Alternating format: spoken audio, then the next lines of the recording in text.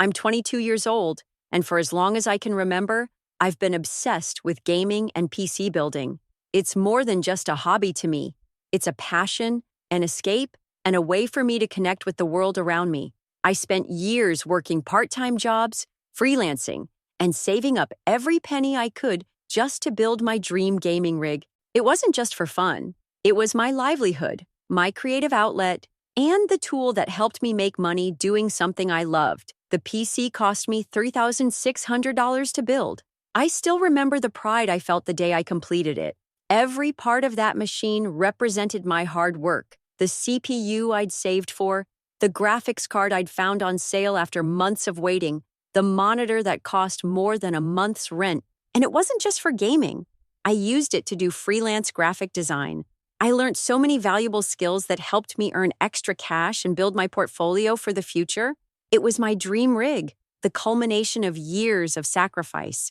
I knew how rare it was to have something like that, how precious it was to me. It wasn't just a machine, it was a symbol of everything I had worked for, but as I soon found out, my family didn't see it the same way. Let me introduce you to my family, my parents, who believe they know what's best for everyone, and my younger sister Maya, who's 18 and has always been the golden child. Growing up, it was clear to me that Maya was the one who got all the attention.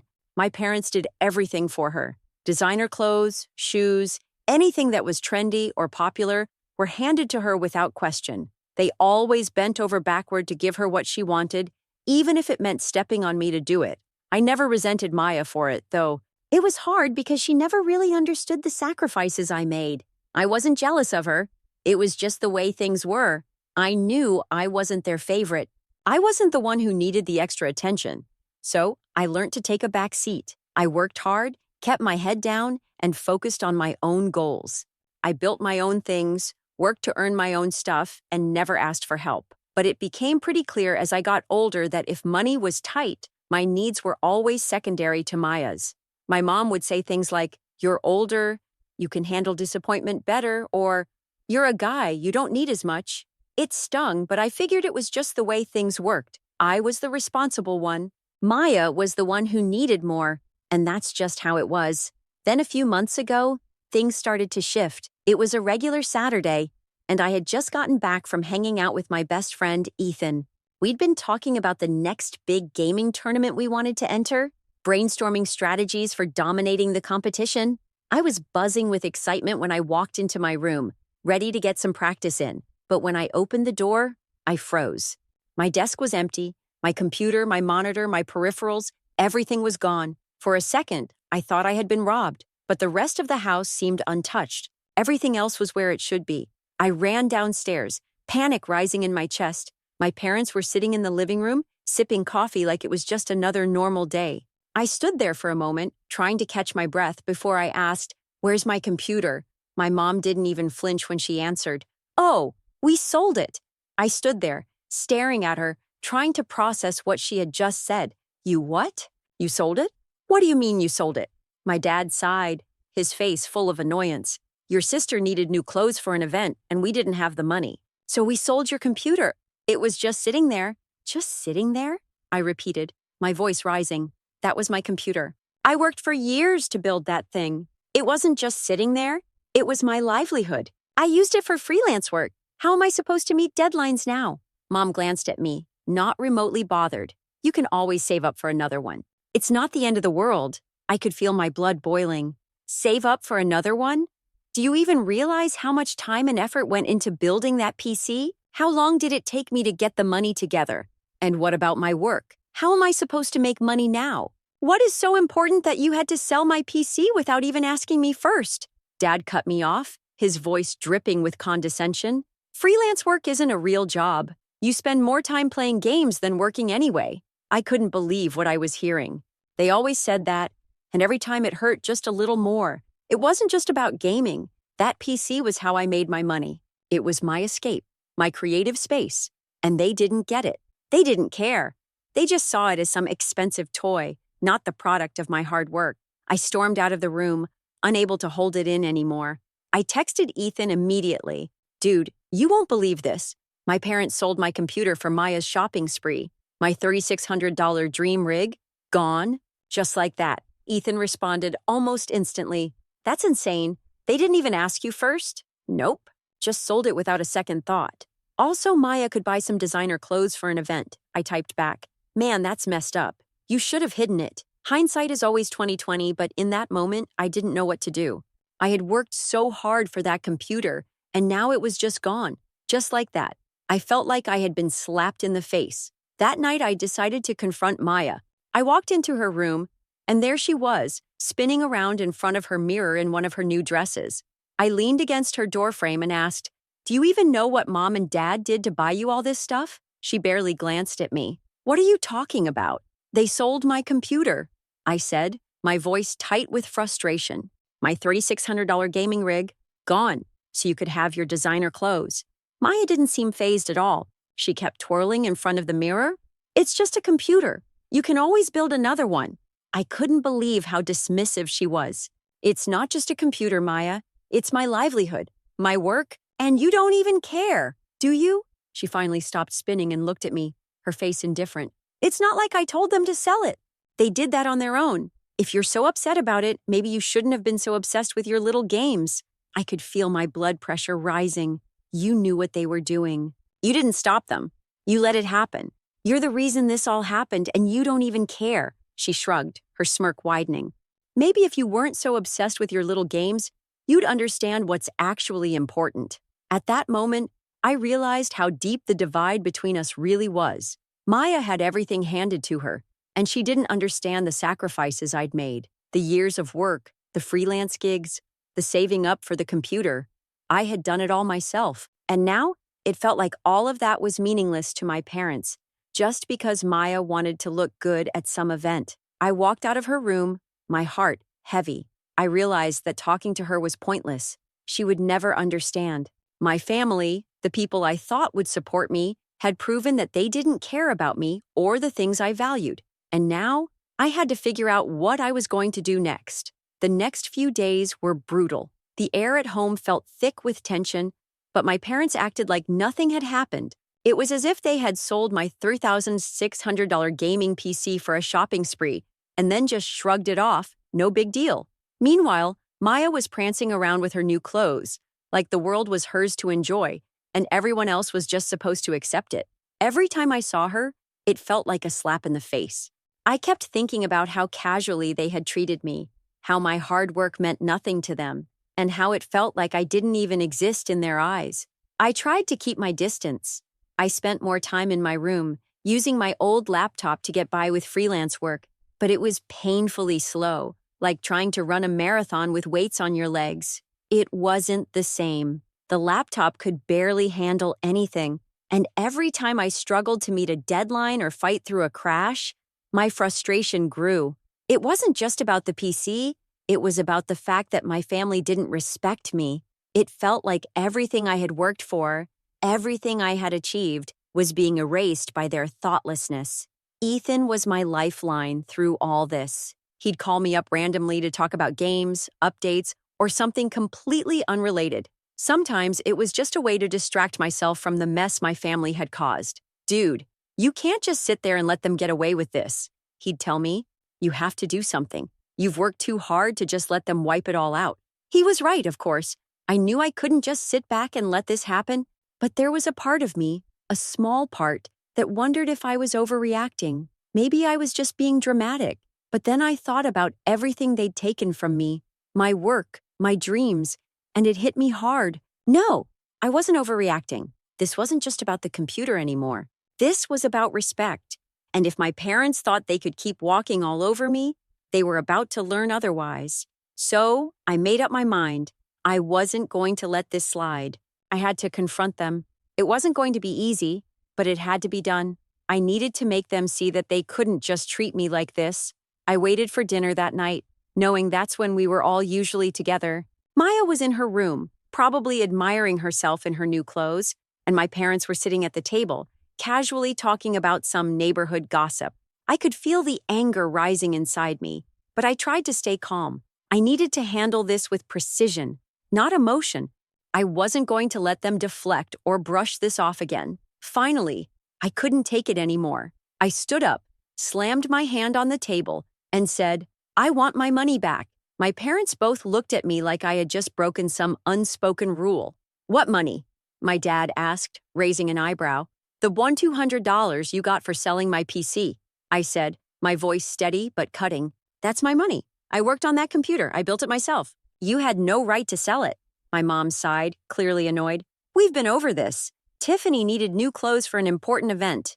We made a decision as a family to sell the PC." "No," I snapped, my voice rising. "You made the decision without asking me, without even considering what I'd put into that PC.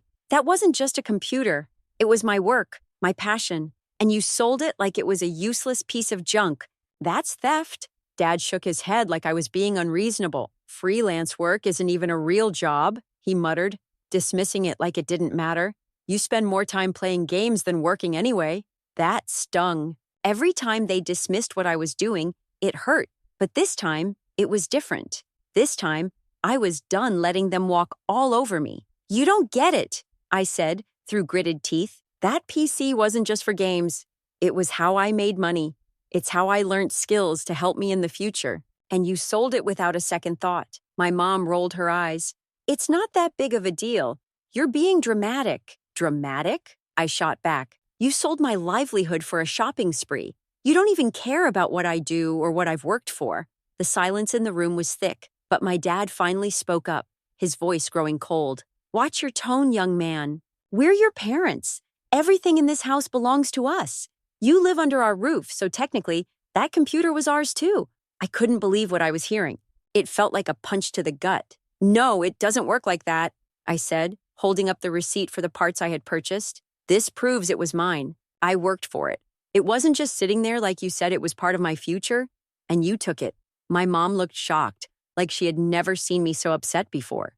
But instead of apologizing or even acknowledging how wrong they were, she tried to brush it off. "We did what we thought was best," she said, her voice defensive. "Family is about sacrifice." "Sacrifice?" I repeated, my voice shaking with anger. "You're not the only ones who sacrifice. I've been sacrificing for years. Tiffany gets everything she wants, and I'm expected to just sit back and deal with it." "Not anymore." That's when Tiffany, who had been silent the whole time, finally spoke up. She rolled her eyes and said, "Oh my God, are you seriously going to make this about a computer?" I could feel my chest tighten. "Yes, Tiffany. It's not just about the computer. It's about the fact that you've never had to work for anything in your life. Everything is handed to you, and you don't even appreciate it." She crossed her arms and gave me that smug look she always gave when she knew she was getting her way. "Well, if you weren't so obsessed with your stupid games, maybe you'd understand what's actually important." The words hit me like a slap. "You don't understand anything," I said, my voice low but filled with venom. "You think everything is about what you want. You have no idea what it's like to work hard for something and have it taken away in an instant." Tiffany just shrugged, like she didn't care. "Whatever, it's not like I told them to sell it." I couldn't believe how cold she was. "You didn't stop them, did you? You let it happen." She rolled her eyes. "Oh, please, don't act like I control Mom and Dad." I wanted to scream, but instead I stood there, fists clenched, staring at her. I realized right then that nothing would ever change. I was never going to get through to them. They would always prioritize Tiffany, always ignore what I wanted or needed. I walked out, feeling like I had just hit a brick wall, but I wasn't backing down. If they thought they could treat me like this, they had another thing coming. The days that followed were a blur of frustration. It was like living in a fog. My parents acted as if nothing had happened, like they hadn't just sold something that meant the world to me without asking. They didn't even seem sorry. In fact, they barely acknowledged what they had done. Maya strutted around, flaunting her new designer clothes like she'd just won some kind of prize. Every time I saw her, I felt my blood pressure rise, but I kept my distance. There was no point in confronting her again. I already knew she didn't care. It was my parents I needed to focus on. I couldn't shake the feeling of betrayal. The computer wasn't just a toy to me. It was a symbol of everything I had worked for, a tool I used to earn money, to build something on my own, without anyone's help. And they had sold it. For what? For Maya's shopping spree? How could they not see how wrong that was? How could they be so indifferent to the fact that they had taken something from me without a second thought? The frustration kept building inside me, and I couldn't hold it in much longer. Ethan was my lifeline during all of this. He was the one person who truly understood how important that computer was to me, and he was just as outraged as I was. "You have to do something, man," he kept telling me. "You can't let them get away with this." But what could I do? What was there left to say? It felt like everything I said to them bounced off, like I was speaking a different language. The more I thought about it, the more I realized that it wasn't just about the PC anymore. This wasn't just some material thing that could be replaced. It was about respect, or rather, the complete lack of it. My parents had shown me time and time again that I wasn't a priority, that I wasn't as important as Maya, and it hurt. I had always tried to be the bigger person, to put up with their favoritism and their disregard for my feelings. But this time was different. This time, they had crossed a line, and I wasn't going to let them get away with it. It wasn't just the money they'd taken, it was my time, my effort, and my passion. It was everything I had worked for, and they had just thrown it away without a second thought. I spent the next few days stewing over my options. I knew I couldn't keep living in this toxic environment, where I was constantly overlooked and undervalued. I needed to take action, but how? Should I just let it go, walk away and forget about it? Or should I fight back and make them understand what they had done? The more I thought about it, the more I realized that I couldn't just let it slide. If I didn't stand up for myself now, they would never take me seriously. They would always see me as someone they could walk all over. But if I confronted them, would they listen? Or would they just brush me off like they always did? I decided to gather everything I could to prove that the PC was mine. I dug through old receipts, found photos of the build process, and even dug up screenshots of my freelance work. I wanted to make sure I had everything ready if I needed to take this further. I wasn't just going to let them off the hook, but I also wasn't sure how far I was willing to go. Should I ask for the money back? Or should I push for more? The whole thing felt like a mess. Then I reached out to the person who had bought the PC from my parents. I didn't know if they'd be willing to help, but I figured it couldn't hurt to ask. The buyer was sympathetic, but unfortunately, they were firm. They wouldn't give me a refund unless I could pay them back the $200 my parents had sold it for. I felt like I was chasing something that was always just out of reach. Every step forward felt like 2 steps back. I was starting to question if it was even worth it. Was I overreacting? Was I blowing this out of proportion? After all, it was just a computer, right? But it wasn't just about the computer. It was about everything that came with it. It was about how my family had treated me, how they never saw me as equal to Maya, how they never truly valued what I did. The more I stewed over it, the more I realized that this wasn't just a financial issue. It was a personal one. I wasn't just upset about the money or the PC. I was upset about being treated like I didn't matter. I was upset about years of sacrifice and hard work being disregarded because Maya wanted a new outfit for a special event. I finally made up my mind. I couldn't keep living like this. I had to confront my parents, but I wasn't going to back down this time. It wasn't just about getting my money back or my PC. It was about finally standing up for myself, and I knew that once I did, there would be no going back. I started thinking about what I wanted to say. It had to be clear. I had to make them understand exactly how much they had hurt me. I wasn't going to sugarcoat it, and I wasn't going to apologize for how I felt. This wasn't about being dramatic. This was about my life, my work, and my future. As the days passed, I felt the weight of the decision settle in. I knew it was going to be uncomfortable. I knew they would probably try to guilt trip me, try to make me feel like I was overreacting, but I was done letting them walk all over me. It was time for me to take control of my own life, and I wasn't going to let anyone, not even my own family, make me feel small anymore. So I gathered my proof, prepared myself for the confrontation, and took a deep breath. This was it. This was my moment.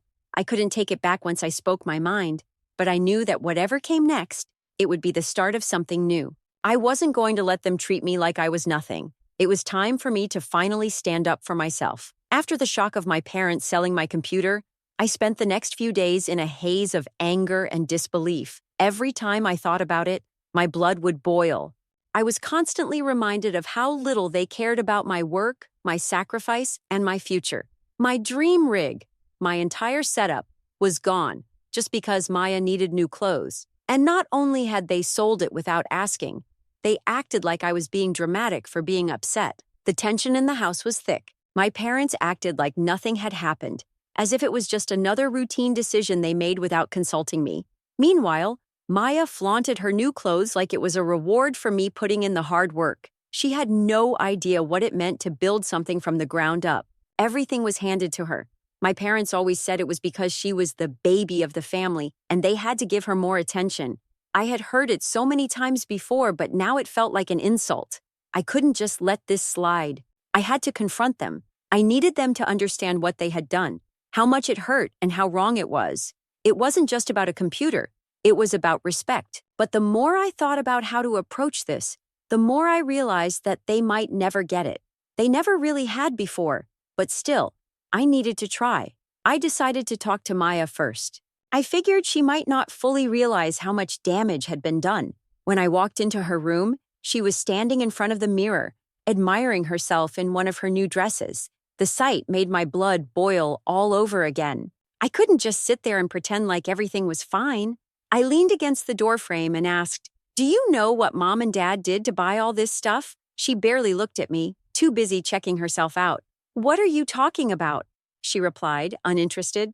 "They sold my computer," I said, my voice hard. "My $3,600 gaming rig. Gone. Just so you could buy more clothes." For the first time, she actually stopped twirling in front of the mirror. She glanced at me with a shrug, like it was no big deal. "It's just a computer. You can always build another one." I stared at her, stunned by her complete lack of empathy. "It's not just a computer, Maya. It was years of saving, working, and building, and it was my livelihood. Do you even understand that?" She sighed, clearly getting annoyed. "It's not like I told them to sell it. They did that on their own. If you're so upset, maybe you shouldn't be so obsessed with your little games." I could feel my fists clench, but I stayed calm, trying to hold back the wave of anger building inside me. "You knew what they were doing. You didn't stop them. You let it happen, and now you're acting like I'm the problem." Maya just smirked, completely unfazed by the emotional toll this was taking on me. "Maybe if you weren't so obsessed with your little games, you'd understand what's actually important. I have an image to maintain, you know. You're just sitting in your room playing games all day." My heart sank. It was clear now. Maya would never understand what I'd gone through to make something of myself. She saw everything as an inconvenience, something she was entitled to, while I had to struggle to make it happen. My passion, my hard work, my dreams, all of it was meaningless to her. And worse, my parents didn't see it either. They had sold my future, my ambition, just to make sure she got what she wanted. I walked out of her room, my head spinning. Talking to her had been pointless. She'd never seen the sacrifices I made, and I was sure my parents wouldn't either. This wasn't just about a computer or a shopping spree. It was about years of feeling like I didn't matter. It was about the realization that I had never truly been seen or appreciated. And now, I had to make a decision. I had to stop letting them treat me like I was invisible, like I didn't matter. I couldn't keep living under their roof, under their terms. If they didn't respect me, then I had to make them see that I was done being the doormat. The question was, what was I going to do about it? After that night, everything felt like it was spiraling. The conversation had done nothing to change the situation. If anything, it made me realize just how deep the divide between me and my family really was. Maya remained as oblivious as ever, flashing her new clothes and acting like nothing was wrong. My parents, meanwhile, carried on with their lives as if they hadn't just sold my future, my passion, and my livelihood without a second thought. In the days that followed, I tried to keep busy, diving deeper into my freelance work and doing what I could with the old laptop I was now forced to use.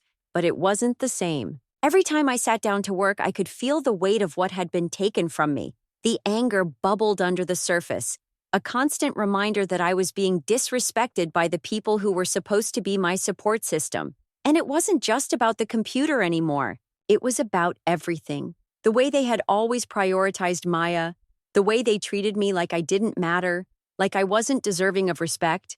I had been trying to ignore it, to suck it up and move on. But the more I thought about it, the more I realized something had to change. If I didn't do something now, they would keep walking all over me. I couldn't let them get away with this. Not anymore. The tipping point came when I walked into the living room to find Maya sitting there, her phone in hand, scrolling through social media. She barely even looked up when I entered.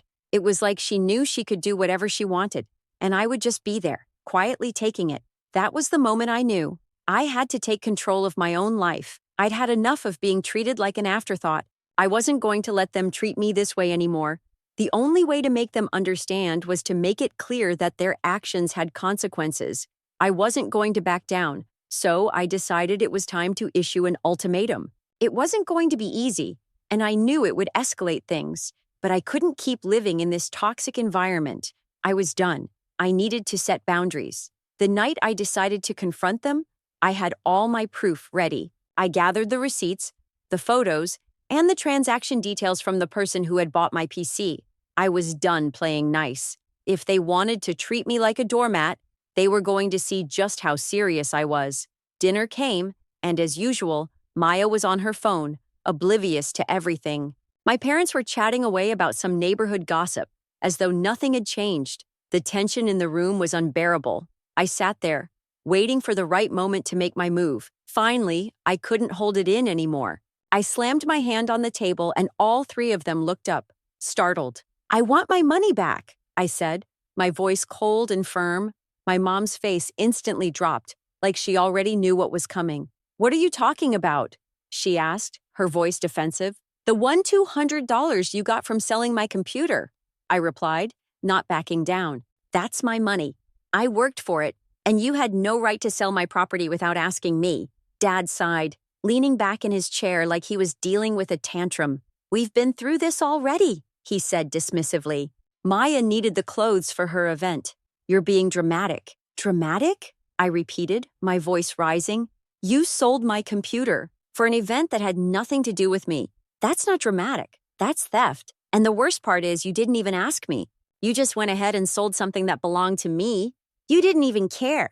Mom crossed her arms, her expression hardening. "Freelance work isn't a real job," she said, parroting the same old line. "You spend more time playing games than actually working." I felt like I had been slapped. "It's not about the games," I shot back. "That PC was my work, my livelihood. You didn't just take a toy from me. You took away something that was helping me build my future. And you don't even care." Dad shrugged. "We thought we were helping the family. You're the older one. You're supposed to understand these things better than she does." "You're seriously going to blame me for this?" I asked, my voice getting sharper. "You thought selling my computer would help the family? You've been doing this for years, prioritizing Maya over me. She gets everything handed to her, and I get nothing. This isn't about sacrifice. It's about favoritism." Maya, who had been silent up until now, finally spoke up. "Oh, come on. It's just a computer. You can build another one." I couldn't believe it. "It's not just a computer, Maya. It was my hard work, my time, my money. But you wouldn't understand, would you? You've never had to work for anything in your life. Everything is handed to you, and you think you're entitled to it all?" Maya rolled her eyes. "Maybe you're just mad because I know how to get what I want." I felt my temper flare. "You don't know the first thing about working for something, Maya. You've never had to. You just cry until you get what you want, but you won't ever get it from me again." My parents sat there, looking at each other uncomfortably. They had no response to that. They had nothing to say because they knew I was right. I had worked hard for everything, and yet I was constantly pushed aside for Maya's sake.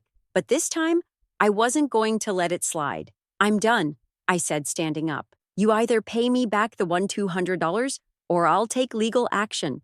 This is theft, plain and simple. And if you don't want to respect me, then I'll respect myself enough to walk away." The room went silent. Maya's face twisted with annoyance, but she said nothing. Mom and Dad exchanged glances, and I could see them weighing their options. In the end, Dad spoke first, his tone colder than I'd ever heard before. "Fine, we'll pay you back, but don't expect anything else from us. You're on your own now." I didn't respond. I turned and walked out, my heart pounding in my chest. For the first time in years, I felt like I had control over my own life. I had stood up for myself, and I wasn't going to let them walk all over me anymore. The next day, they handed me the $200 in cash, their faces tight with anger. I didn't care. I took the money without saying a word. It wasn't about the money anymore. It was about making them understand that I wouldn't be treated like this. I wasn't their punching bag, but even though I had the money, I knew things would never be the same. The damage had been done. The relationship I had with my parents, if it had ever truly existed, was now over, and I was done pretending everything was fine. The day I confronted my parents felt surreal. I had my proof, receipts, photos, and screenshots. I wasn't just fighting for a computer anymore, I was fighting for respect. Sitting across from them at dinner, I laid everything out. I told them how wrong they were, how hurt I felt, how much that PC meant to me. I told them they had crossed a line and couldn't keep treating me like an afterthought. At first, my mom tried to deflect, but I wasn't backing down. I wasn't asking for sympathy, just accountability. Dad got angry, insisting they'd done what was best for the family, but I called it like I saw it: selfish, unfair, and entirely out of line. Tiffany was there too, sitting quietly at the table, but I couldn't bring myself to care anymore. She didn't understand the sacrifice, and she likely never would. She just saw it as a small setback in her world of designer bags and image. I gave them an ultimatum. Either they paid me back, or I'd take legal action. At first, they were defensive, but eventually, they handed me the money. It wasn't the victory I'd hoped for. It was a hollow win. But as I walked out with the cash, I realized something. I had taken a stand, I had set a boundary, and for the first time in a long while, I felt free. After I got the money, I knew it was time to leave. I had spent too long living under their control. It was time for me to build a life where I wasn't second to anyone, especially not my sister. I moved into a small apartment and threw myself into my work, freelancing, streaming, rebuilding. It wasn't easy, but I was making it work, and I was happier for it. I realized that walking away from my family wasn't about abandonment. It was about choosing myself. No one else was going to do it for me. As for them, they were left to figure out their mess. I wasn't going back.